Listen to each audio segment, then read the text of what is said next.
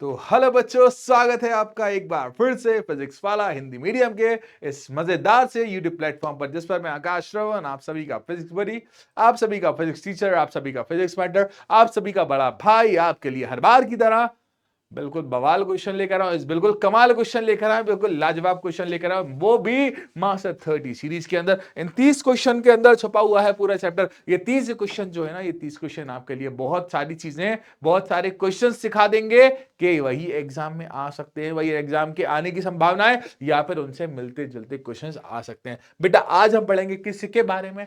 आज हम कुछ क्वेश्चंस पढ़ेंगे जो कि बेस्ड होंगे किस पर बच्चे? विद्युत धारा के चुंबकीय प्रभाव पर आधारित होंगे। बेटा बहुत अच्छे क्वेश्चंस होने वाले हैं। इन क्वेश्चंस के अंदर बहुत सारा भंडार छुपा हुआ। देखो, हर बार हम मास्टर 30 के क्वेश्चंस को सॉल्व कर रहे हैं, हर बार हम मास्टर 30 के क्वेश्चंस को कर रहे हैं, और भाई इसका एनालिसिस भी हो रहा है। हर बार हम मास्टर 30 के क्वेश्चंस को सॉल्व करने के बाद टेस्ट भी तो ले रहे हैं। समरी सीरीज चल रही है, मास्टर 30 सीरीज चल रही है, बोर्ड बूस्टर चल रहा है, उड़ान हिंदी बैच पीडब्ल्यू ऐप पर चल रहा है। और भाई साहब और क्या चाहिए? बस आप ध्यान दे दो। अब हमको क्या चाहिए आपसे? हमको चाहिए आपका अच्छा मजेदार शानदार सा रिजल्ट रिजल्ट रिजल्ट। तो मेरे बच्चों शुरू करते हैं आज की क्लास। मेरे साथ, आपके साथ, आप और मैं मिलकर बनाएंगे एक और एक 55। एक और एक 11 तो सब बनाते हैं, एक और एक 2 तो सब बनाते हैं, हम बनाएंगे एक और एक 55। तो मेरे बच्चों आज हम कौन सा टॉपिक, क्वेश्चन कौन से टॉपिक का लेकर आए? आज बहुत सारे थ्योरेटिकल प्लस ऑब्जेक्टिव क्वेश्चंस में लेकर आए हो। किसके? विद्युत धारा के चुंबकीय प्रभाव के। देखो बेटा इंपॉर्टेंट है, देखो बेटा इंपॉर्टेंट है, इजी है चैप्टर। देखो बेटा पहली बात मैं आपको फिर से बोल रहा हूं, अगर आपको ये क्लास अटेंड करना है तो समरी सीरीज पर देख कर आओ पूरी क्लास। उड़ान हिंदी से पढ़े हो ना, बैच में हो ना तुम लोग, तो अगर आप बैच में हो ना, जो लोग भी, उनको तो कोई दिक्कत ही नहीं है, उनके लिए तो बवाल स्टडी चल रही है, बवाल। एक एक कॉन्सेप्ट, एक एक बात, एक एक क्वेश्चन उड़ान के बच्चों से करा के देख लो, ना जवाब दे तो बताना। तो मेरे सारे के सारे बच्चे, उड़ान हिंदी में तो बवाल स्टडी चल रही है, बवाल तैयारी चल रही है। उड़ान हिंदी मतलब ऐसा बैच यार, ऐसा बैच, ऐसा बैच कि यार मैं मेरे बच्चों को, मतलब जो उड़ान हिंदी में ना, उन्हें उड़ान के परिंदे बोलता हूँ। उड़ान के परिंदे मचा रहे हैं, बवाल मचा रहे हैं, बहुत मचा रहे हैं, मचा रहे हैं। आप किसी उड़ान हिंदी के बच्चे से मिलो ना, आप उसका लेवल देखना यार, कहाँ वो कहते हैं ना, अर्श से फर्श तक, जमीन से आसमान तक पहुंचने में अब उन्हें समय नहीं लगने वाला है। कुछ ही दिनों में हम सिलेबस खत्म कर देंगे, वहां तो बवाल ही चल रहा है मेरे बच्चों। तो आज हम पढ़ेंगे हर बार की तरह मेरे साथ फिजिक्स, और टॉपिक का नाम क्या है? विद्युत धारा के चुंबकीय प्रभाव। विद्युत धारा के चुंबकीय प्रभाव, ये क्या होता है? अरे यार नहीं पता? जाओ समरी सीरीज देख कर आओ। समरी सीरीज में पूरा चैप्टर डाला हुआ, वन शॉट मन शॉर्ट डाला हुआ डिटेल के साथ। तो चलिए शुरू करते हैं। आज हम हमेशा की तरह क्या पढ़ने वाले हैं? हम पढ़ेंगे क्वेश्चंस क्वेश्चंस क्वेश्चंस। क्या पढ़ेंगे बेटा? हम पढ़ेंगे क्वेश्चंस। इधर भी लिख दूं मैं एक और बार फिर से, क्वेश्चंस। और कितनी बार लिखना है मुझे? कितनी बार? 30 बार। 30 बार आप लिखना ना, 30 बार आप। क्वेश्चंस क्वेश्चंस क्वेश्चंस, तो questions questions questions questions question question question, कितनी बार? 30 बार। तो क्वेश्चंस 30 क्वेश्चन का भंडार मास्टर सीरीज में आपके लिए लेकर आए हैं पीडब्ल्यू की टीम पूरी तरह से, ताकि आप हमें अच्छा रिजल्ट दो। हमें अच्छा रिजल्ट चाहिए, तो बिना समय व्यर्थ किए शुरू करते हैं आज की क्लास, लेके प्रभु का नाम। तो बच्चा बड़ा अच्छा क्वेश्चन है। क्वेश्चन कहता है प्रत्यावर्ती धारा और दृश्य धारा में अंतर क्या होता है? अरे प्रत्यावर्ती धारा और दृश्य धारा में अंतर क्या होता है? इस क्वेश्चन में 4-5 चीजें छुपी हुई हैं। पहली बात, प्रत्यावर्ती धारा और दृष्टि धारा में अंतर क्या होता है? पहले तो प्रत्यावर्ती धारा ऐसी धारा होती है जो हर समय अपनी दिशा बदलती रहती है, ऑल्टरनेटिव करंट। और दृश्य धारा होती है दिशा नहीं बदलती। प्रत्यावर्ती धारा में परिमाण बदलता है, मैग्नीट्यूड बदलता रहता है, लेकिन दृश्य धारा में परिमाण बदल सकता है लेकिन दिशा नहीं बदलती। उसके अलावा प्रत्यावर्ती धारा जो होती है ना, प्रत्यावर्ती धारा होती है ना, इसको अंग्रेजी में एसी बोलते हैं। अंतर नहीं है, ये बता रहा हूं। और दृश्य धारा को क्या बोलते हैं? डीसी। अब देखो उत्तर में आपके लिए लिख कर रहा हूं, थ्योरेटिकल बातों का उत्तर लिख देना चाहिए, आपको नोट्स मिलते हैं ना, वहां आसानी होती है। तो मेरे बच्चों देखो बेटा, प्रत्यावर्ती धारा वह धारा है जिसका परिमाण तथा दिशा बदलते रहते हैं, ठीक है। लेकिन लेकिन लेकिन लेकिन दृश्य धारा वो धारा होती है जिसका परिमाण व दिशा नहीं बदलते, ठीक है। तो प्रत्यावर्ती धारा का परिमाण और दिशा दोनों बदलते हैं, लेकिन दृश्य धारा का परिमाण संभव है बदलना। परिमाण मतलब उसका मैग्नीट्यूड बदल सकता है, लेकिन लेकिन लेकिन लेकिन लेकिन दिशा नहीं बदलती। यदि आप ओ भाई साहब, मैं फर्स्ट वाले के लिए ग्राफ बनाऊं, यदि आप ऑल्टरनेटिव करंट के लिए ग्राफ बनाते हो तो कुछ इस तरह की किरणें, इस तरह की वेव मिलती है। लेकिन यदि आप यही यदि आप यही डीसी के लिए बनाते तो हो सकता है आपको एक स्ट्रेट लाइन मिल जाए, हो सकता है, हो सकता है आपको इस तरह की लाइंस मिल जाए, लेकिन मिलेंगी पॉजिटिव रीजन में ही, क्योंकि बेटा, क्योंकि मेरे बच्चों ये एक ऐसी वाली ग्राफ को बनाती है जिसमें क्या कह रहा था मैं, जिसमें क्या कह रहा था, जिसमें दिशा नहीं बदलेगी। तो पहला वाला क्या कहता है, पहले वाले का उत्तर यह है कि इसमें परिमाण तथा दिशा किसके लिए बदल सकते हैं, एसी के लिए, लेकिन डीसी के लिए परिमाण तथा दिशा। बढ़िया, सही कह रहे हो, एकदम सही कह रहे हो। अब दूसरे की तरफ बढ़ते हैं। कुछ ऐसी युक्तियों के नाम लिखो जो दृष्टि धारा उत्पन्न करते हैं। अब मुझे ऐसे नाम बताना है, ऐसे डिवाइसेस बताना है जो दृष्टि धारा उत्पन्न करते हैं। सेल, नाम तो सुना ही होगा आपने, सेल क्या उत्पन्न करता है, दृष्टि धारा। उसके बाद अब प्रत्यावर्ती धारा दृष्टि धारा से किस प्रकार लाभदायी होता है। प्रत्यावर्ती धारा को एक जगह से दूसरी जगह भेजना आसान होता है। प्रत्यावर्ती धारा जब एक जगह से दूसरी जगह जाती है ना, तो ऊर्जा का नुकसान नहीं होता। ऊर्जा का नुकसान होता तो है लेकिन दृश्य धारा की तुलना में काफी कम होता है। उसके बाद हमारे भारत में प्रत्यावर्ती धारा की आवृत्ति कितनी होती है, तो हमारे भारत में प्रत्यावर्ती धारा की आवृत्ति, कलर दिख रहा है, हाँ, प्रत्यावर्ती धारा की आवृत्ति होती है बच्चा 50 हर्ट्ज। कितने, 50 हर्ट्ज। अब देखो इस क्वेश्चन के आधार पर एक और के, भारत में उत्पादित प्रत्यावर्ती विद्युत धारा कितने समय पश्चात अपनी दिशा उत्क्रमित करती है। उत्क्रमित का मतलब बदलती है। तो बेटा भारत में जो प्रत्यावर्ती धारा बनती है, भारत में जो एसी करंट बन रहा है, एसी, हमारे घरों में आता है एसी करंट, आपके घरों में भी आता है, तो हमारे भारत में, हमारे हिंदुस्तान में, हमारे इंडिया में जो ऑल्टरनेटिव करंट है ना, उसकी आवृत्ति होती है 50 हर्ट्ज। 50 हर्ट्ज का मतलब क्या, एक सेकंड में वो 2 बार, एक सेकंड में वो, माफ करना, सॉरी, 2 बार नहीं, 50 बार अपनी दिशा को उत्क्रमित करता है। तो भाई साहब कितनी बार एक सेकंड में, कितनी बार, 50 बार। कैसे सर, देखो बेटा एक सेकंड में ये 50 बार पॉजिटिव जाएगा, 50 बार कहां जाएगा, नेगेटिव। तो एक सेकंड में 50 बार पॉजिटिव, 50 बार नेगेटिव जाता है। तो मेरे बच्चों ये 50 बार, एक सेकंड में 50 बार अपनी दिशा बदल रहा। हर एक क्वेश्चन का आंसर आपको मिलेगा, हर एक क्वेश्चन का रिटर्न आंसर आपको मिलेगा। ये था क्वेश्चन नंबर 1। देखो बेटा, मेरे से पहले आपको क्वेश्चन सॉल्व करना है, मेरे से पहले आपको क्वेश्चन सॉल्व करना है। अगले क्वेश्चन की तरफ बढ़ते हैं। तो बेटा देखो, घरेलू उपकरणों में, हमारे घरों में बिजली के तार लगे होते हैं। मैं आपको आसपास का कोई तार निकाल के दिखाऊं? नहीं यार, ये बोर्ड का नहीं यार, ये लोग कहेंगे कि क्या बवाली आदमी है, क्या क्या निकाल देता है। तो हमारे आसपास के विद्युत परिपथ में विद्युतमय तार और उदासीन तार के अलावा एक और तार होता है यार, तुम देखना, चार्जर का सॉकेट ऐसा होता है, तीन वाला।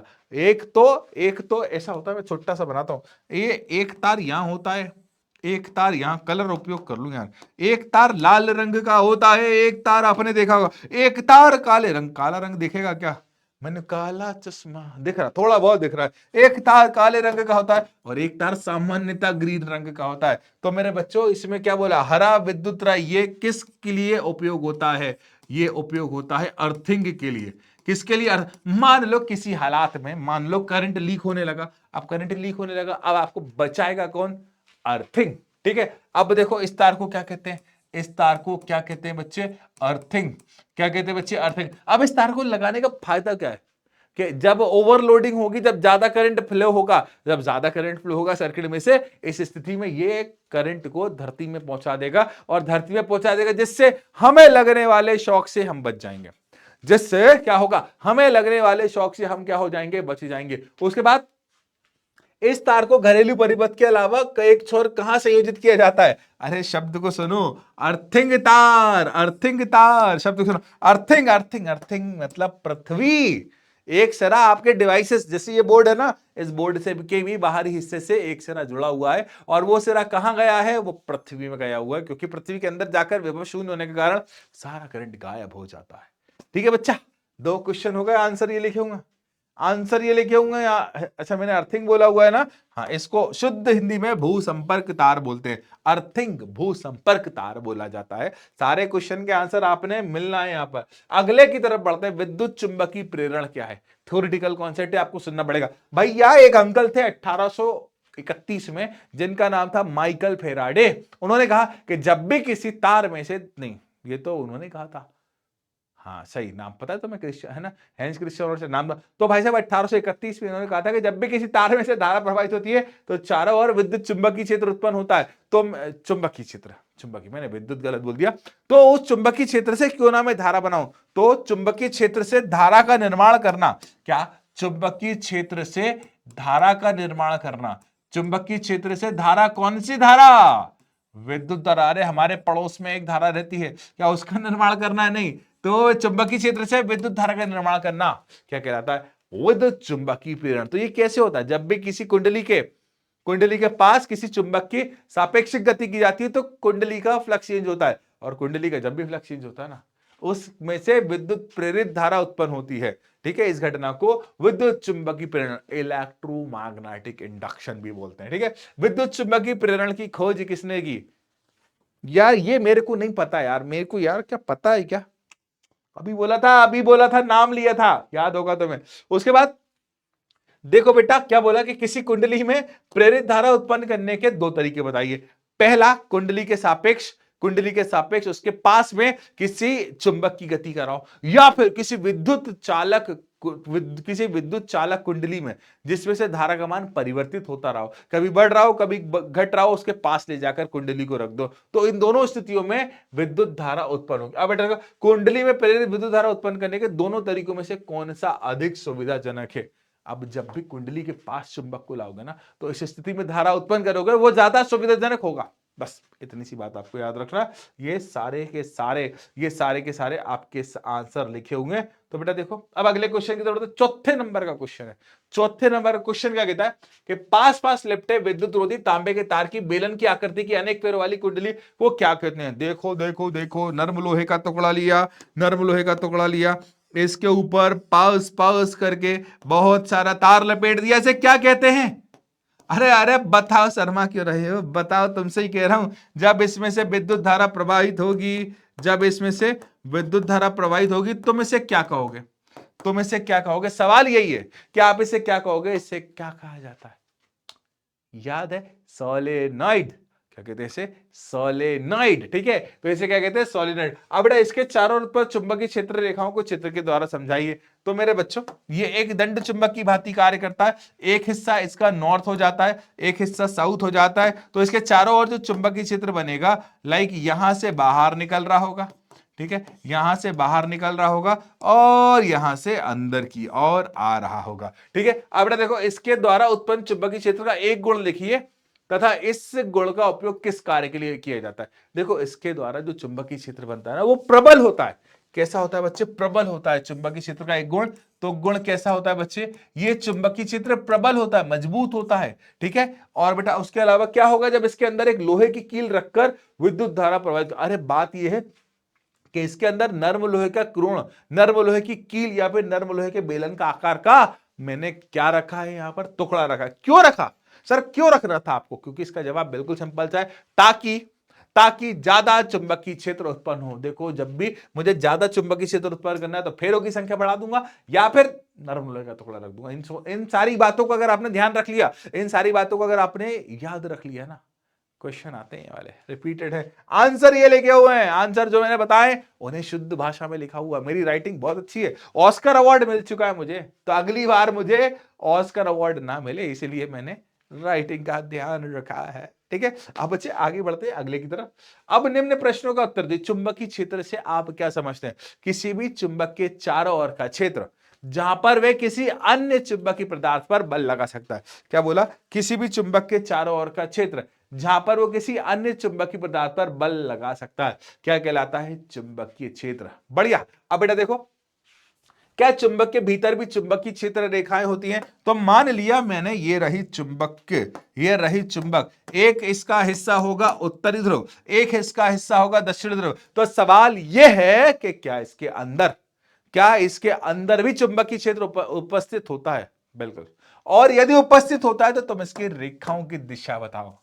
रेखा की दिशा। ठीक है, तो बेटा देखो इसके अंदर, किसी भी चुंबक के अंदर जो चुंबकीय क्षेत्र रेखाएं होती है ना, वो दक्षिण से उत्तर की ओर जाती हैं। कहां से कहां जाती हैं? दक्षिण से उत्तर, और बाहर उत्तर से दक्षिण की ओर। कहां? वैसे भी मैं हिंदुस्तान के उत्तरी कोने पर रहना चाहता हूं। ठीक है, बढ़िया बढ़िया बढ़िया।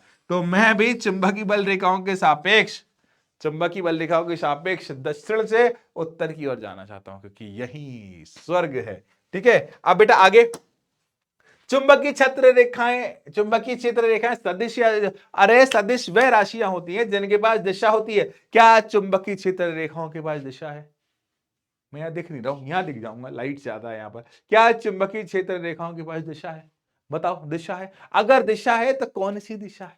अगर दिशा है तो कौन सी दिशा है? तो मेरे बच्चों, जब दिशा है तो उत्तर से दक्षिण है बाहर की ओर, अंदर अंदर दक्षिण से उत्तर की ओर। अब इनके बाद दिशा है, इसका मतलब ये कौन सी राशि होगी? सदिश राशि। इसकी तीन तीन तीन हम देखो भाई साहब, इसके तीन गुण बताना है। पहला गुण, ये अनंत होती है, जितनी बनाना चाहो उतनी बना सकते हो। ये कैसी होती है? अनंत होती है बबुआ। ए बबुआ सर, ए बबुआ सर, सुन रहे हो हमारी बात? ठीक है। दूसरा, ठीक है, ये कैसी होती है? अनंत, अनंत। दूसरा, ए ईंट पत्थर वाले सर, सुन रहे हो हमारी बात? हाँ, तुमसे ही कह रहे हैं हम। ठीक है, ये अनंत होती है, पहली बात। दूसरा, ये इसकी जो दिशा होती है बाहर, चुंबक के बाहर, ठीक है, चुंबक के बाहर, ओ भाई साहब, चुंबक के बाहर कैसी होती है? उत्तर से दक्षिण की ओर। और चुंबक के अंदर इसकी दिशा कहां से कहां होती है? दक्षिण से उत्तर की ओर। बवाल क्वेश्चन था, तो मुझे पता था मेरी राइटिंग का लिखा हुआ, क्योंकि मुझे ऑस्कर अवार्ड मिल चुका है। लो भाई साहब, लिख कर लाया था मैं, सारी बातें लिखी हुई हैं। बस आपको जब नोट्स मिलेंगे ना, तो नोट्स को ध्यान से ऑब्जर्व करना बेटा। देखो, कोई मजाक नहीं है जिंदगी। जिंदगी को लड़ने के लिए, जिंदगी की जंग को जीतने के लिए आपको पढ़ना पड़ेगा। सबसे आसान तरीका है जिंदगी की जंग को जीतने के लिए पढ़ाई। सबसे आसान तरीका है जिंदगी की जंग को अच्छी तरह से फेस करने के लिए, वो है पढ़ाई। जीतना या हारना सब ईश्वर के आशीर्वाद से होता है, लेकिन प्रयत्न करना हमारा कर्तव्य है, हमारी जिम्मेदारी है। और उस कर्तव्य जिम्मेदारी से ना आप पीछे हटोगे, ना मैं पीछे हटूंगा। हम सब मिलकर इस लड़ाई को जरूर जीतेंगे, इस जंग को जरूर जीतेंगे। हो सकता है जीतेंगे, और बिल्कुल ईश्वर का आशीर्वाद रहा, और हमारी मेहनत में हम कमी नहीं छोड़ेंगे। और हमारी मेहनत में कमी छूट सकती है यदि आप मेहनत नहीं करोगे बेटा। तो याद रखना, आपका और मेरा एक दूसरे का एक ऐसा बॉन्ड है जो बॉन्ड अनब्रेकेबल है। तो मेरे बेटे, अगले क्वेश्चन की तरफ बढ़ते हैं। क्वेश्चन कहता है कि प्राकृतिक चुंबक, अरे यार, हमारे घर की अलमारी के ऊपर चिपकी होती है। भाई, मेरे घर की अलमारी भी लोहे की अलमारी थी पहले, है ना, तो उसके ऊपर चिपकी रहती थी, गोल सी होती थी, कभी कभी चौड़ी सी होती थी, तो वो प्राकृतिक चुंबक होती थी, काले कलर की होती थी सामान्यतः। अब इसका नाम क्या होता है? प्राकृतिक चुंबक का नाम क्या होता है? तो ये लिखा हुआ है नाम, ठीक है। क्या कहते हैं इसे? मैग्नेटाइट। ठीक है, प्राकृतिक चुंबक क्या होता है? मैग्नेटाइट। प्राकृतिक चुंबक क्या होता है? मैग्नेटाइट। प्राकृतिक चुंबक क्या होता है? मैग्नेटाइट होता है बेटा। तो मेरे बेटे, मेरे प्यारे प्यारे बच्चों, प्राकृतिक चुंबक का नाम क्या होता है? मैग्नेट। अब चुंबक की दिक्पात क्या है? देखो, पहले इसकी थ्योरी पढ़ना पड़ेगी, फिर आपने तब समझाएगा चुंबक की दिक्पात। अब बेटा, दिक्सूचक सुई का उत्तरोन्मुखी सिरा ठीक उत्तर की ओर संकेत ना करके लगभग उत्तर की ओर संकेत करता है। मतलब भाई साहब, उसका काम है उत्तर की ओर संकेत करना, लेकिन लगभग ही उत्तर की ओर संकेत करता है। तो इस पढ़ने में, जब हम भाई साहब पढ़ना चाहते हैं उत्तर की ओर, लेकिन ये विचलन के कारण जो दिक्कत उत्पन्न होती है, उसे चुंबकीय दिक्पात कहते हैं। उसे क्या कहा जाता है बच्चे? चुंबकीय दिक्पात कहते हैं। आगे बढ़ते हैं बेटा, परिनालिका किसे कहते हैं? लो भाई साहब, ये जब आपको कुंडली को, तार को ऐसा रखना है सीधा, तो ये सीधा चालक तार कहलाएगा। तार को गोल घुमा देना है, कुंडली कहलाएगा। लेकिन जब आप इस तार को ऐसे ऐसे ऐसे ऐसे ऐसे ऐसे ऐसे ऐसे रख दोगे, तो ये क्या कहलाने लगेगा? ये कहलाने लगेगा परिनालिका। ये कहलाने लगेगा कुंडली। क्या कहलाने लगेगा बच्चे? कुंडली। देखो, वैसे तो मैं ऐसा वाला डायग्राम अच्छा बना देता हूं। ये अब मैंने नरम लोहे का एक टुकड़ा लिया, और इस पर तांबे का या एल्यूमिनियम का, या जरूरत के अनुसार जो भी तार मिला, उस तार को लपेट दिया। लो, और इसमें से क्या प्रवाहित कर दी? विद्युत धारा। तो ये किसकी तरह कार्य करता है? एक विद्युत चुंबक की तरह कार्य करता है। ठीक है, तो इसे परिनालिका भी कहते हैं। अब विचित्र सा चित्र है, ये मैंने बना दिया, और हिंदी में परिभाषा भी लिखी है कि सामान्यतः बेलन की आकृति में होती है। कैसी होती है? बेलन की आकृति में लपेटे गए तार की अनेक वृत्ताकार फेरों की कुंडली को फेरों की परिनालिका कहते हैं। ठीक है, अगला, एमआरआई युक्ति द्वारा शरीर के विभिन्न अंगों का प्रतिबिंब प्राप्त करने के लिए ये किस आधार पर कार्य करता है? बेटा देखो, ईश्वर ना करे कभी ऐसा मौका पड़े, लेकिन आपने नाम तो सुना होगा, एमआरआई होती है। जब एमआरआई होती है ना, तो यार किस सिद्धांत का कार्य होता है? हम ऐसे कौन से इफेक्ट, कौन सी ऐसी बातें हैं जिन बातों का उपयोग करके हम एमआरआई के सिद्धांत को, एमआरआई का उपयोग करते हैं। तो बेटा इसका उत्तर है बेटा शरीर के अंदर विद्यमान चुंबकीय क्षेत्र के आधार पर एमआरआई युक्ति शरीर के विभिन्न अंगों का प्रतिबिंब प्राप्त करता है। आपको एक बात बताऊं, शरीर के जो अंग होते हैं ना उनसे भी चुंबकीय क्षेत्र प्राप्त होता है। शरीर के कुछ अंग हैं, और क्वेश्चन आएगा, शरीर के कुछ अंग हैं जो कि अपना खुद का चुंबकीय क्षेत्र बनाते हैं, क्योंकि उनमें कहीं ना कहीं आयंस प्रवाहित हो। हमारे रक्त में बहुत सारे आयंस उपस्थित, हमारे रक्त में से भी आयंस प्रवाहित हो रहा है। अब वो आयंस प्रवाहित हो रहा है तो यार आयंस प्रवाहित हो रहे मतलब आयंस की धारा, और आयंस की धारा तो विद्युत धारा होती है। तो हमारे शरीर में कहीं ना कहीं डायरेक्टली इनडायरेक्टली विद्युत धारा प्रवाहित हो रही है, और इस विद्युत धारा के कारण वो कहीं ना कहीं चुंबकीय क्षेत्र बनाता है। तो बेटा हम इस सिद्धांत का उपयोग कर कर हम एमआरआई, है ना, क्या करते हैं, एमआरआई करते हैं। एमआरआई मतलब शरीर के जो पार्ट्स हैं, शरीर के विभिन्न विभिन्न से जो पार्ट्स हैं ना, उन पार्ट्स का प्रतिबिंब बनाना, है ना, उन पार्ट्स का प्रतिबिंब बनाना एमआरआई कहलाता है। ठीक है, अब बच्चा अगले क्वेश्चन की तरफ बढ़ते हैं। ये है क्वेश्चन नंबर 10।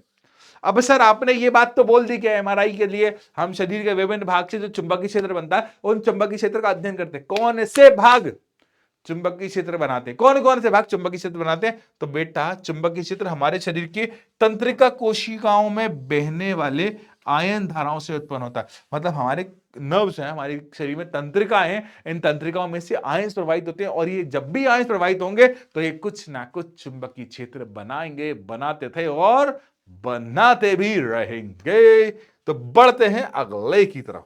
अगला कहता है, बड़ा अच्छा, बड़ा प्यारा क्वेश्चन है, और ना जाने क्यों एग्जामिनर को बड़े पसंद आते हैं इस तरह के क्वेश्चन। क्वेश्चन कहता है कि दो चुंबकीय क्षेत्र रेखाएं एक दूसरे को क्यों नहीं काटती? मेरे बच्चे ये है हमारे पास एक चुंबक, मेरे बच्चे ये है हमारे पास एक चुंबक। अब बेटा जब ये चुंबक उत्तर से दक्षिण की ओर जाता है, जब ये चुंबक उत्तर से दक्षिण की ओर जाता है, जब ये चुंबक उत्तर से कहां जाता है, दक्षिण की ओर जाता है, तो जब ये चुंबक उत्तर से दक्षिण, चुंबक की बल रेखा उत्तर से दक्षिण की ओर तरफ जाता है, तो इसके किसी भी बिंदु पर आपको जब दिशा पता कर रही हो ना, तो आप क्या बना दो, स्पर्श रेखा। आपके किसी भी बिंदु पर इसकी दिशा पता कर रही हो ना, आप क्या बना दो, स्पर्श रेखा। बढ़िया बन गई। अब आपने क्या करना है कि एक और लाइन बनाना है, एक और मैग्नेटिक लाइंस ऑफ फोर्स बनाना है, कुछ इस तरह से। ठीक है, अब भाई साहब आपको इसके हर बिंदु पर चुंबकीय क्षेत्र की दिशा निकालना है। यहां पर बढ़िया निकल गई ना यार, यहां पर बढ़िया निकल गई, यहां पर बढ़िया निकल गई। बढ़िया सर, काट सकती हैं,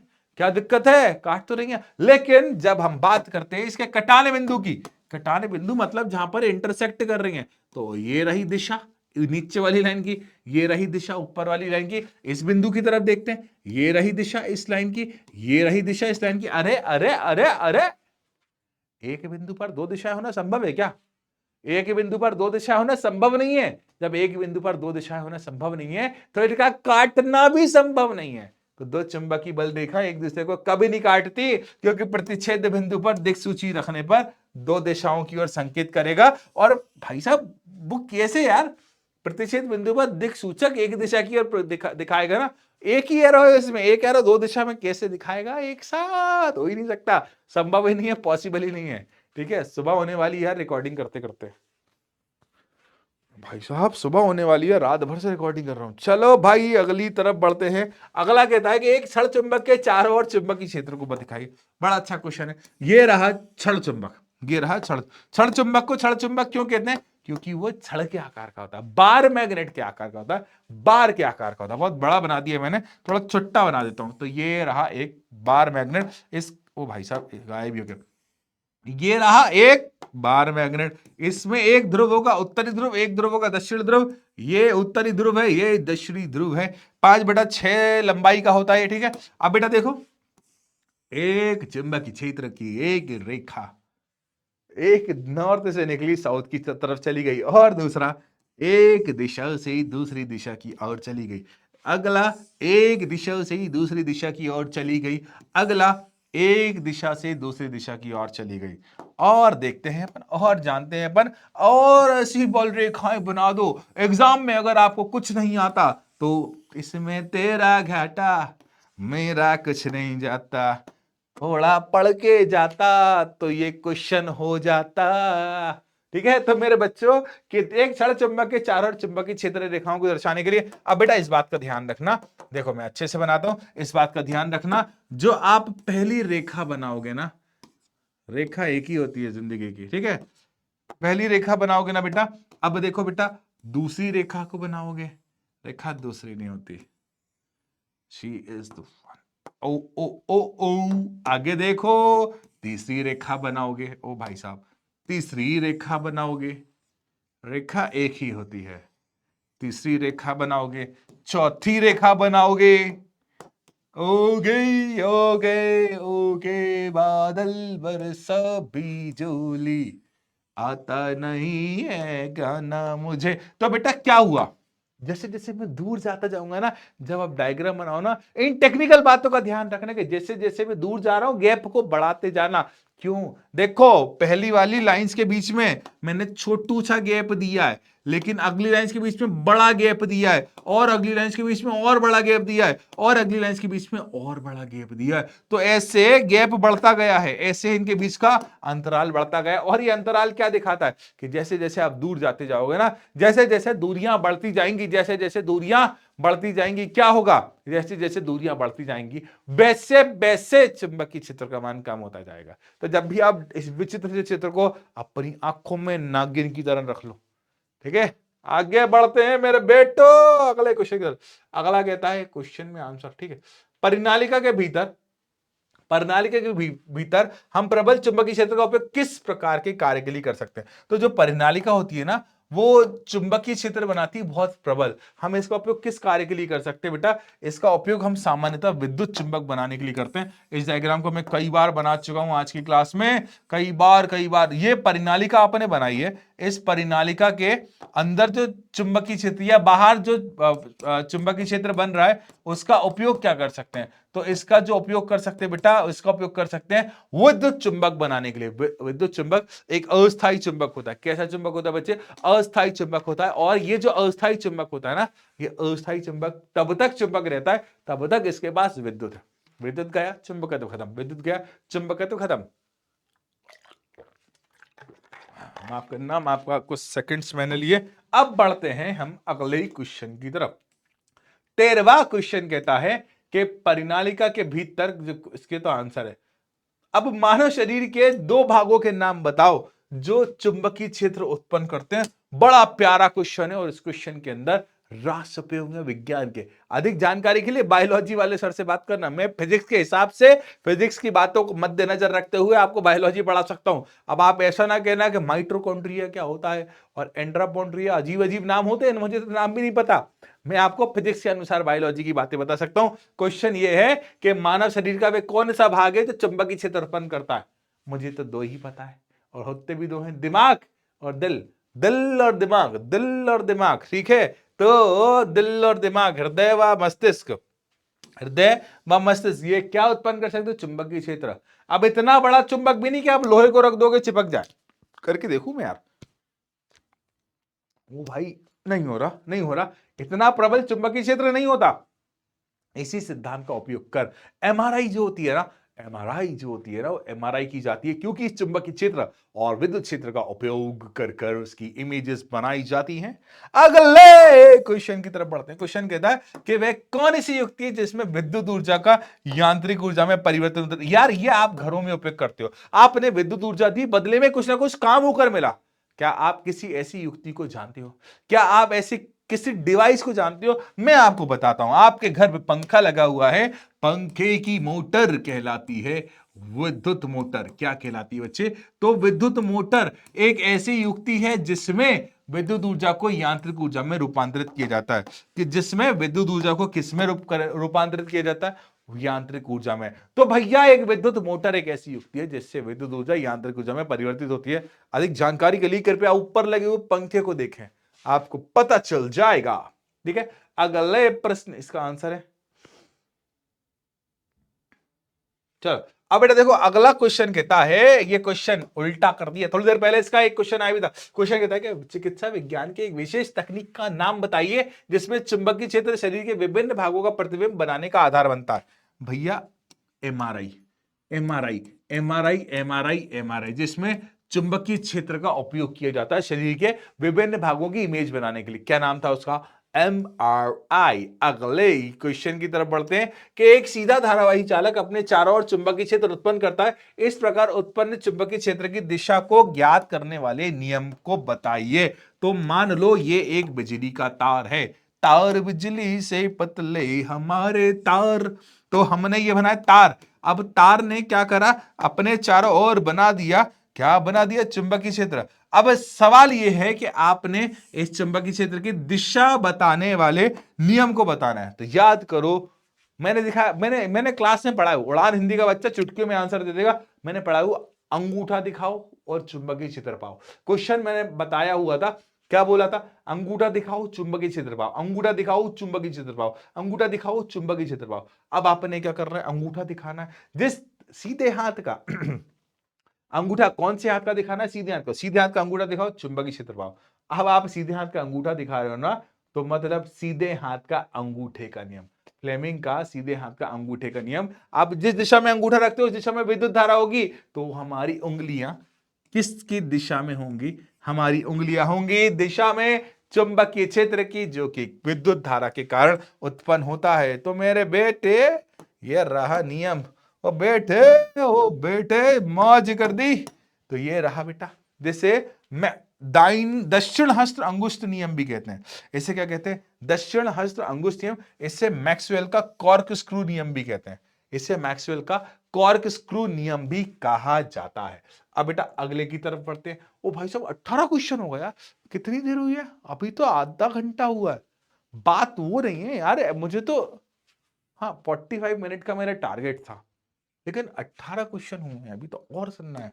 देखो अब बेटा देखो, सीधे चालक से विद्युत धारा प्रवाहित होने पर उसके चारों ओर चुंबकीय क्षेत्र पर क्या प्रभाव पड़ता है। बहुत अच्छा क्वेश्चन है। क्वेश्चन कहता है कि एक सीधा चालक तार है, इसमें से धारा प्रवाहित हो रही है, धारा का नाम क्या है, आई। अब क्वेश्चन की डिमांड देखो, क्वेश्चन की मांग देखो कि यदि आप विद्युत धारा बढ़ा दोगे, अरे विद्युत धारा के कारण तो चुंबकीय क्षेत्र बना है, तो जब आप विद्युत धारा बढ़ा दोगे, क्या बोला, जब आप विद्युत धारा बढ़ा दोगे तो चुंबकीय क्षेत्र का मान भी क्या हो जाएगा बच्चे, बढ़ जाएगा। विद्युत धारा जब आप बढ़ा दोगे तो चुंबकीय क्षेत्र का मान भी क्या हो जाएगा बच्चा, बढ़ जाएगा। दूसरे की तरफ देखते हैं कि दिक्सूचक सुई तार से दूर ले जाने पर, अर्थात जैसे जैसे आप तार से दूर की ओर जाते जाओगे चुंबकीय क्षेत्र का मान क्या होता जाएगा, कम होता जाएगा। तो बेटा विद्युत धारा बढ़ाने पर क्या हो जाएगा, मान बढ़ जाएगा चुंबकीय क्षेत्र का, मतलब जो चुंबकीय सुई रखी है उसमें विक्षेप बढ़ जाएगा। आप चुंबकीय क्षेत्र को कैसे नाप रहे हो, इसके पास रखकर एक दिक्सूचक, और जैसे जैसे धारा का मान बढ़ेगा ये दिक्सूचक भी अपना विक्षेपण बदलता, विक्षेप जो है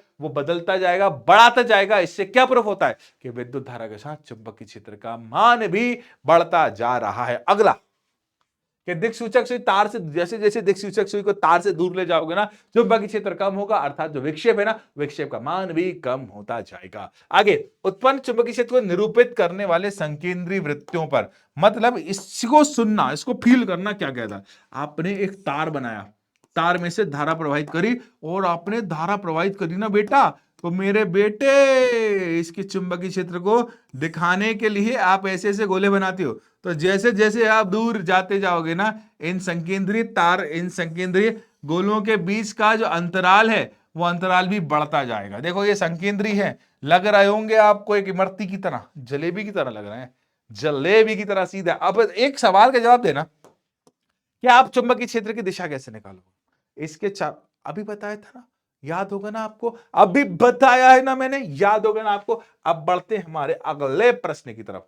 प्रश्न कहता है कि विद्युत तार और उदासीन तार के बीच में कितना अंतर होता है। ये हमारे घरों के लिए वैलिड है, ये हमारे घरों में विद्युत तार और उदासीन तार आता है ना, उसके लिए बात कर रहा है। अगर कहीं बार ऐसा मेरा फोटो लगाओ, नीचे लिखा हो खतरा, तो वहां लिखा होता है 440 वोल्ट। आपने हाई टेंशन लाइन का नाम सुना होगा, high tension line high tension line 3 केवी, 6 केवी, 11 केवी स्थिति के अनुसार, उपयोग के अनुसार होती है। ठीक है, एक सेकंड देना बेटा। देखो मैं आपसे हमेशा कहता हूं कि जब भी आप पढ़ रहे हो तो पानी जरूर रखा करो। तो बेटा देखो, विद्युतमय तार, हमारे घरों में 2 तार आते हैं, एक लाल तार आता है बिजली का, और एक काला। काला तार दिखेगा नहीं, इसलिए मैं डार्क ग्रीन तार ले रहा हूं, है ना। तो बेटा देखो, ये इन दोनों के मध्य ये वाला जो होता है 220 वोल्ट का होता है, और ये 0 वोल्ट का होता है। तो दोनों के बीच अंतर कितना हो गया, हाँ सही कह रहे हो सर आप, दोनों के बीच अंतर हो गया 220 वोल्ट का। कितना अंतर हो गया बेटा, 220 वोल्ट का अंतर। ओके, इसको गोले में लगा दूं तो बेटा इन दोनों के बीच अंतर कितना होता है? 220 वोल्ट का अंतर होता है, याद रखना। आगे 20 की तरफ बढ़ते हैं। अब घरों में प्रवाहित प्रत्यावर्ती विद्युत शक्ति कितने वोल्ट पर प्राप्त करते हैं और इसकी आवृत्ति क्या होगी? तो बेटा देखो, सबसे पहले तो आवृत्ति, ठीक है, 220 वोल्ट पर प्राप्त करते हैं, इससे पहले बता चुका हूं। और आवृत्ति बेटा 50 हर्ट्ज। जो हमारा पहला क्वेश्चन था ना, उस क्वेश्चन में भी सेम बात पूछी थी कि इसकी आवृत्ति क्या होगी, तो इसकी आवृत्ति होगी 50 हर्ट्ज। कितनी होगी बच्चे? 50 हर्ट्ज। अगले क्वेश्चन की तरफ बढ़ते हैं। हाँ, 220 वोल्ट और 50 हर्ट्ज, ठीक है। अब चुंबकीय क्षेत्र उत्पन्न करने की दो विधियां कौन कौन सी है? आपको चुंबकीय क्षेत्र उत्पन्न करना है। पहला तो आप चुंबक ले आओ, चुंबक के चारों ओर का क्षेत्र चुंबकीय क्षेत्र कहलाएगा। दूसरा, किसी चालक में से धारा उत्पन्न कर दो, विद्युत धारा। यदि किसी चालक में से विद्युत धारा उत्पन्न होगी तो उसके चारों ओर क्या बन जाएगा? चुंबकीय क्षेत्र। चुंबकीय क्षेत्र बनाने की दो विधियां कौन कौन सी हैं? पत्ता चल गई, बढ़िया। तो बेटा देखो, पहले किसी भी कुंडली में से किसी भी कुंडली को किसी चुंबकीय क्षेत्र में गति कराकर, दूसरा कुंडली के चारों ओर के चुंबकीय क्षेत्र में परिवर्तन कराकर। जब हम किसी कुंडली के चारों ओर चुंबकीय क्षेत्र बदलते हैं तो कुंडली का फ्लक्स बदलता है, और कुंडली का जब फ्लक्स बदलता है तो खुद में एक धारा प्रवाहित कर देती है, ठीक है। तो बेटा सबसे अच्छी विधि तो ए है। देखो मैंने एक अलग से पॉइंट बनाया हुआ है कि सबसे प्यारी सबसे अच्छी विधि कौन सी है? ए ए ए ए ए ए ए। दूसरा, चुंबकीय क्षेत्र की प्रबलता को आप कैसे पहचानेंगे? देखो बेटा, चुंबकीय क्षेत्र की प्रबलता को पहचानने के लिए हम उपयोग करते हैं चुंबकीय बल रेखाओं का, ठीक है। जहां पर चुंबकीय बल रेखाएं पास पास होंगी, जहां पर चुंबकीय बल रेखाएं निकट निकट होंगी, जितनी ज्यादा निकटता होगी ना चुंबकीय क्षेत्र की रेखाओं में, उतनी ज्यादा चुंबकीय क्षेत्र का मान अधिक होगा। तो यदि आप चुंबकीय क्षेत्र की किसको बेटा प्रबलता को नापना चाहते हो तो बस इतना ध्यान रखो कि चुंबकीय क्षेत्र की प्रबलता को रेखाओं की इन लाइंस के गैप्स की सहायता से नापा जाता है। यदि इनके बीच का गैप ज्यादा है, यदि एक दूसरे से दूर दूर है, अर्थात ये विरल है, तो चुंबकीय क्षेत्र कम है। लेकिन यदि ये सघन है ना, तो मतलब चुंबकीय क्षेत्र क्या है? ज्यादा है। तो बेटा देखो, चुंबकीय क्षेत्र के प्रबलता को नापने के लिए क्षेत्र रेखाओं की निकटता की कोटि द्वारा दर्शाया जाता है। जहां पर ये क्षेत्र रेखाएं अधिक निकट होती हैं वहां पर चुंबकीय क्षेत्र अधिक प्रबल होता है, और जहां पर ये दूर होती है वहां पर चुंबकीय क्षेत्र कम प्रबल होता है। बेटा आगे, अब एन फेरों की कोई कुंडली द्वारा उत्पन्न चुंबकीय क्षेत्र। देखो बेटा, एन फेरों की एक कुंडली है जिसमें इतने फेरे हैं, इतने फेरे हैं कि तुम्हें 7 फेरे लेने से पहले इतने सारे फेरे गिनना पड़ेंगे। तो बेटा जब एन फेरों की कोई कुंडली द्वारा उत्पन्न चुंबकीय क्षेत्र एकल फेरे द्वारा उत्पन्न चुंबकीय क्षेत्र, अच्छा ठीक है, मान लो एक फेरा ये चुंबकीय क्षेत्र बनाता है बी। अब आपने दूसरा फेरा भी घुमा दिया, चुंबकीय क्षेत्र हो गया 2b। आपने तीसरा फेरा भी घुमा दिया 3b। फिर आपने करा क्या? आपने चौथा फेरा भी घुमा दिया 4b। आपने पांचवा फेरा भी घुमा दिया 5b। आपने छठा फेरा भी घुमा दिया 6b। आपने सातवां फेरा भी घुमा दिया 7b। आपने एनवा फेरा भी घुमा दिया तो एनबी। तो भाई साहब कुंडली में कितने फेरे दिए हैं? कुंडली में दिए हैं एन फेरे हैं, तो चुंबकीय क्षेत्र भी कितने गुना हो जाएगा? N time. तो बी जो होता है ना, चुंबकीय क्षेत्र को बी से प्रदर्शित करते हैं बेटा, तो चुंबकीय क्षेत्र भी कितना हो जाएगा? एन टाइम हो जाएगा। अगले की तरफ बढ़ते हैं, क्वेश्चन नंबर 24। चलो, अब बेटा एक धारावाही वृत्ताकार पाश के कारण उत्पन्न चुंबकीय क्षेत्र की प्रकृति, मतलब एक वृत्ताकार आकार की कुंडली है, पाश का मतलब एक कुंडली है, और उसके कारण चुंबकीय क्षेत्र की प्रकृति हमें लिखना है। देखिए बेटा, किसी भी धारावाही चालक तार के चारों ओर चुंबकीय क्षेत्र को रिप्रेजेंट करने के लिए हम संकीर्णी वृत्तियों का तार का उपयोग करते हैं, जो कि जैसे जैसे दूर ले जाते हैं वैसे वैसे वैसे वैसे बड़ा हो जाता है। इन संख्याओं के चाप जो होते हैं ना, सरल रेखाओं द्वारा प्रतीत होते हैं, ठीक है। पाश के भीतर सभी चुंबकीय क्षेत्र एक ही दिशा में, सभी की दिशा एक ही तरफ होती है, लेकिन बाहर जैसे कि बाहर की तरफ आते हैं तो उस दौरान चुंबकीय क्षेत्र की दिशा हर बिंदु पर अलग अलग होती जाती है। यार 24 क्वेश्चन हो गए यार, बहुत सारे क्वेश्चन। अब देखो बेटा, चुंबक के निकट लाने पर दिक्सूचक की सुई विक्षेपित क्यों हो जाती है? तो ये रहा एक चुंबक। अब बेटा यहां पर जो चुंबक का एक चुंबक की सुई रखी थी, मान लो इस दिशा में रुकी है, मान लो, लेकिन जब आप इसे यहां लाओगे ना तो वो इस अपनी दिशा को परिवर्तित कर लेगी। ऐसा क्यों होता है? ऐसा क्यों होता है, हमसे सवाल में ये पूछा है। तो जब भी क्या बोल रहा हूं बेटा, जब भी किसी चुंबक के पास हम लेकर आते हैं किसी प्रकार का दिक्सूचक, तो इस स्थिति में उस चुंबकीय क्षेत्र के कारण इस दिक्सूचक की जो कांटा होता है ना, दिक्सूचक का जो पॉइंटर होता है ना, उस पर चुंबकीय क्षेत्र के कारण चुंबकीय बल लगता है, जिसके कारण ये भाई साहब इधर से इधर और इधर से इधर दिखाते हैं, उत्तर से बाहर की ओर, दक्षिण से अंदर की ओर की दिशा को दिखाते हैं, याद रखना। अब बच्चा अगले क्वेश्चन की तरफ बढ़ते हैं, 5 क्वेश्चंस और बचे हुए बेटा, देखो ठीक है। अब देखो 26वां क्वेश्चन हमें डायग्राम के साथ पढ़ना पड़ेगा। अब बेटा देखो, मेज के तल पर पड़े तार के वृत्ताकार पाश पर विचार कीजिए। मान लो आपके सामने एक टेबल है, जस्ट टेबल पर आप बैठे हो, वो टेबल फील कर लो, टेबल नहीं है, जमीन पर बैठे हो, तो जमीन पर एक वृत्ताकार आकार की कुंडली पड़ी हुई है, वृत्ताकार आकार का एक तार का टुकड़ा पड़ा हुआ, तार का पाश पड़ा हुआ, तार का टुकड़ा पड़ा हुआ। अब आपने क्या फील करना है, आपने फील करना है कि दक्षिणावर्त विद्युत धारा प्रवाहित हो रही है। अब इसमें से दक्षिणावर्त विद्युत धारा प्रवाहित हो रही है। अब आपने दक्षिण हस्त अंगुष्ठ नियम को लागू करके पाश के भीतर तथा बाहर चुंबकीय क्षेत्र की दिशा ज्ञात करना। देखो इतना विचित्र सा चित्र बना, मैं आपको साधारण सा चित्र बना के दिखाता हूं।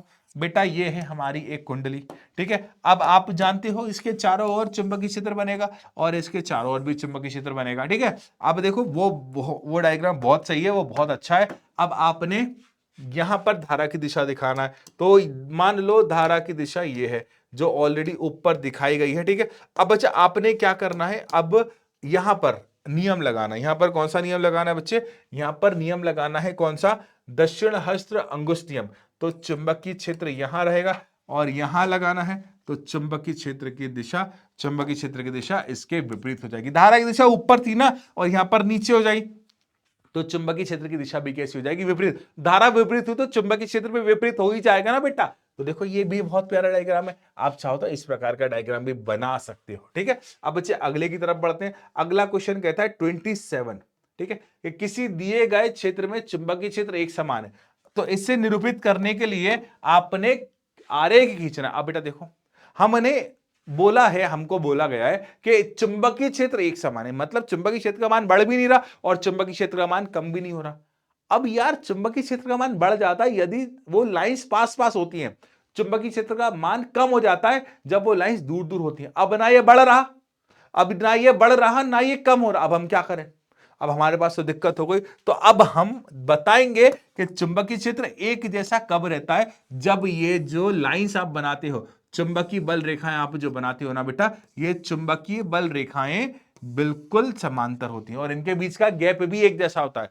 तो चुंबकीय बल रेखाएं जब समांतर होती हैं और इनका बीच का गैप भी एक जैसा होता है ना, तब ये क्या करती हैं, तब ये बताती है कि चुंबकीय क्षेत्र का मान कैसा, एक जैसा। आप इसके किसी भी बिंदु पर दिक्सूचक को रखोगे तो हर बिंदु पर उसका विक्षेपण एक जैसा होगा, क्योंकि इसके प्रत्येक बिंदु पर चुंबकीय क्षेत्र का मान एक समान होता है। अब 28वें क्वेश्चन की तरफ बढ़ते हैं। 28वां क्वेश्चन कहता है बेटा, 28वां क्वेश्चन कहता है, पहले क्वेश्चन को फील करो कि किसी विद्युत धारावाही सीधी परिनालिका के अंदर चुंबकीय क्षेत्र।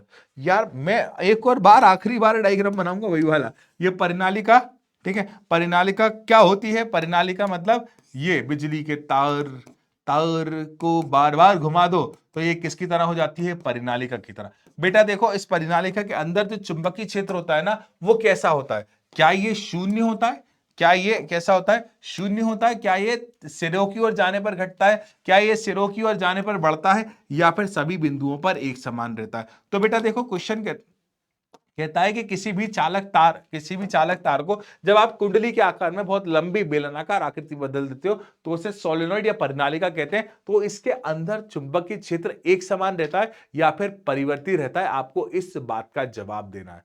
तो यार बाहर तो परिवर्तित होगा दूरी पर जाने पर, लेकिन इसके अंदर जो चुंबकीय क्षेत्र रहता है वो एक समान रहता है। हमने इसके अंदर जो चुंबकीय रेखाएं बनानी है ना बेटा, तो वो चुंबकीय रेखाओं के मध्य जो अंतर है, वो जो गैप है ना, वो एक जैसा रहेगा। तो इससे क्या पता चलता है कि इसके सभी बिंदुओं पर चुंबकीय क्षेत्र कैसा रहता है बच्चे, एक समान रहता है। अब अगले की तरफ बढ़ते हैं। अगला क्वेश्चन कहता है, ये आई थिंक 29 नंबर का क्वेश्चन है, बढ़िया बेटा देखो, पश्चिम की ओर प्रक्षेपित कोई धनावेशित कण, मतलब मान लो एक धनावेशित कण है जो पश्चिम दिशा की ओर जा रहा है, किसी चुंबकीय क्षेत्र के द्वारा उत्तर की दिशा में विक्षेपित हो जाता है, तो चुंबकीय क्षेत्र की दिशा क्या होगी? मतलब एक पश्चिम की ओर धनावेशित जा रहा है, तो एक चुंबकीय क्षेत्र द्वारा उत्तर की दिशा में विक्षेपित हो जाता है, तो चुंबकीय क्षेत्र की दिशा होगी बच्चे, इस चुंबकीय क्षेत्र की दिशा होगी ऊपरी मुखी। ठीक है, कहां होगी बच्चे? ऊपरी मुखी की तरफ होगी। अब बढ़ते हैं हमारे लास्ट क्वेश्चन की तरफ। यार ये क्वेश्चन तो ये मिस्ट्री है जो आपको हिस्ट्री बना सके में मदद कर सकता है। ये जो क्वेश्चन है ना, देखो बेटा, इन 30 क्वेश्चंस को करना है, और भी क्वेश्चंस आएंगे, बात ये खत्म नहीं हुई है, बात तो अभी शुरू हुई है, अभी तो बस अंगड़ाई है, आगे बहुत लड़ाई है, क्योंकि बात अभी शुरू हुई है और ये शुरुआत है ना, ये लड़ाई बहुत लंबी चलेगी बेटा। ये लड़ाई अपना अपने अंदर द्वंद्व युद्ध है, अपना अपने से सुधार करने का द्वंद्व युद्ध है। तो इस लड़ाई में हम और आप एक दूसरे से मिलकर, कोई किसी का सारथी नहीं है, आपका मैं सारथी नहीं हूं, हम सबका सारथी ईश्वर है। आपका मैं सारथी नहीं हूं, आप मैं आपका सारथी नहीं हूं, आप मेरे सारथी नहीं हो, हम एक दूसरे के पार्टनर हैं जो एक दूसरे की सहायता करेंगे। ठीक है, क्या करेंगे? सहायता। आप मेरी सहायता करो, अच्छा रिजल्ट ला कर दो, मैं आपकी जिंदगी के हर कदम पर जो संभव सहायता होगी उसके लिए उपलब्ध हूं। तो बेटा, विद्युत मोटर का सिद्धांत क्या होता है? तो विद्युत मोटर का सिद्धांत ये काम करता है किस पर? धारा के चुंबकीय प्रभाव के सिद्धांत पर। किस पर कार्य करता है बच्चे? ये धारा के चुंबकीय प्रभाव के सिद्धांत पर ये कार्य करता है। किस पर बच्चे? धारा के चुंबकीय प्रभाव के सिद्धांत पर कार्य करता है बेटा। ये थी आज की बहुत प्यारी सी क्लास। कितने क्वेश्चंस की क्लास थी बेटा? ये थी 30 क्वेश्चंस की क्लास। बहुत उम्मीद है, बहुत आशा है, बहुत होप्स है यार आपसे, यार बहुत सारी होप्स है। इन उम्मीदों और इन आशाओं को जरूर पूरा करना। बिल्कुल भी एक ऐसा मौका मत देना हमें यार, इवन आप अपने आप को भी ऐसा कभी मौका मत देना जिसमें आपको लगे कि नहीं यार हमसे नहीं होगा। तुमने अगर सोच लिया कि हमसे नहीं होगा, मतलब तुमसे ही होगा। अगर आपने ऐसा सोच लिया ना कि हमसे नहीं होगा, इसका मतलब क्या है? तुमसे ही होगा। तुमने किया है, तुम करोगे और तुम करते रहोगे। इसी के साथ साथ जिंदगी की एक ऐसी युद्ध, जिंदगी की एक ऐसी लड़ाई है जो कि अपने आप को श्रेष्ठ से सर्वश्रेष्ठ बना के, श्रेष्ठ हम हैं। हम यहाँ पर क्लास अटेंड कर रहे हैं, हम यहाँ पर आधा घंटा, कितने मिनट की क्लास है? अराउंड 47 मिनट की क्लास है। आपने 47 मिनट तक क्वेश्चंस को करा, मतलब आप श्रेष्ठ तो हो। और इस श्रेष्ठता के आधार पर अपने आप को सर्वश्रेष्ठ बनाने की ये लड़ाई है, क्योंकि बच्चे यही जिंदगी का नियम है कि श्रेष्ठ से सर्वश्रेष्ठ बनने की ओर अग्रसर रहो। तो इसी के साथ आज की क्लास समाप्त होती है बच्चे। मिलते हैं अपन नेक्स्ट क्लास में बड़ी जल्दी से, नेक्स्ट हफ्ते में। और उड़ान बैच चल रहा है, वहां पर आप क्लासेस अटेंड करते रहो। बेटा देखो, दिवाली आने वाली है, ये क्लास आई थिंक मंडे के दिन आएगी। तो बेटा दिवाली आने वाली है, इस दिवाली में उड़ान का जो बैच है ना, वो उड़ान का बैच आपके लिए बहुत सारे तोहफे लेकर आया है। और इस दौरान आपके उड़ान के बैच की कीमतें बहुत कम कर दी गई हैं। तो अधिक जानकारी के लिए कृपया ऐप पर जाए, ऐप पर आपको डिटेल दी जाएगी। इसी के साथ साथ आप देखना बोर्ड बूस्टर बैच चल रहा है, साथ ही साथ साथ समरी सीरीज भी चल रही है बेटा। इन सभी का फायदा उठाओ। ये सभी समरी सीरीज आपसे 1 रुपया नहीं ले रही है, बोर्ड बूस्टर आपसे 1 रुपया नहीं ले रहा, आपको ये सब यूट्यूब पर उपलब्ध है, वो भी बिना किसी शुल्क के। तो यदि कोई वस्तु, कोई भी आपकी सहायता के लिए, जो आपको पॉलिश कर सकती है, जो आपको कुछ सिखा सकती है, जब वो उपलब्ध है निःशुल्क, तो उसका उपयोग क्यों नहीं करते? और डिटेल में पढ़ने के लिए, पूरी जानकारी के साथ पढ़ने के लिए, बोर्ड को डेडिकेटेड 100% स्कोर करने के प्रयत्न करने के लिए उड़ान हिंदी आपकी सेवा में अग्रसर है। तो इतनी प्यारी सी बातों के साथ आज की क्लास को समाप्त करते हैं। सारे बैचेस की जानकारी आपको ऐप पर मिल जाएगी। ऐप पर जाइए, सर्च में डालिए उड़ान, वहां पर आपको सारी जानकारी मिल जाएगी। दिवाली के ऑफर में उड़ान के रेट्स में काफी कमी की गई है बेटा, तो वहां भी इस मौके का फायदा भी आप जरूर उठाएं। तो मिलते हैं अपन नेक्स्ट क्लास में, तब तक के लिए पढ़ते रहिए, बढ़ते रहिए, मस्त खुश रहिए, सिर्फ पढ़ाई पर ध्यान दीजिए और अपने लक्ष्य निर्धारित करिए। मिलते हैं अपन नेक्स्ट क्लास में। Tata, bye bye and take care, bye bye.